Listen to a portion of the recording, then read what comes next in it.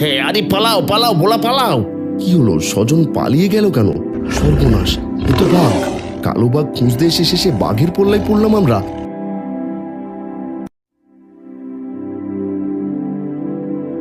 কিরে স্বজন, তুই আমাকে এভাবে ফেলে পালালি? যদি আমাকে আজ বাঘে খেয়ে ফেলতো। আরে ভোলাদা, তার জন্যই আমরা সবাই মিলে যাচ্ছিলাম তোমাকে বাঁচাতে। তুই তো ভালো মানুষ না রে, বিপদের মধ্যে এভাবে ফেলে পালাস। তোর সঙ্গে আর কোনোদিন কোথাও যাবো না, মরে গেলেও যাবো না। আর নিতাই, তোরা কোথায় ছিলে এতক্ষণ? আর বলো না ভোলা, আমরা লাশের পাশে দাঁড়িয়েছিলাম, কিন্তু হঠাৎ করে ওখানে একটা বাঘ চলে আসাতে তখন কি আর করবো, ফেলে পালিয়ে আসতে হলো। তাছাড়া তোর কোনো উপায় দেখলাম না। তাহলে এখন কি করবি? লোকটাকে তো বাঘটা মুখে করে নিয়ে পালিয়েছে, এতক্ষণ তার আর কিছুই অবশিষ্ট নেই। ওই বাঘের থেকে দেহটা ছাড়াতে গেলেও কিছুই পাবো না। আমি বলি কি, কাল সকালে একবার প্রধানের সাথে কথা বলে দেখলেও তো না কিছু করা যায় কিনা।